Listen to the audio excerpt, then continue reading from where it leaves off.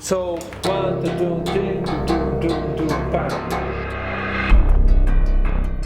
When I first read the script, I thought it was a good idea to think of the music as if it was coming from the environment. We were in this house where this man kept things like if it was his lair full of secrets only he would know. So I thought, why don't we get sounds from that house, like weird sounds, used as an orchestra? And what completely surprised me since day one when we started talking about what we're gonna do, we wanted to create something different. Found this guy in Tucson that basically created his own instruments. So he created the scariest sounds and most unsettling percussions.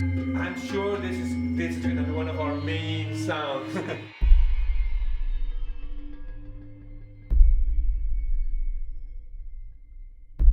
I think Rocky was right on spot by deciding not to go with a standard orchestra or like with electronic music, but going back to a very primal way of doing music, just by banging stuff, recording underwater and above water and with different materials and woods. And it was in a way, like he said it at some point, it was like the house singing.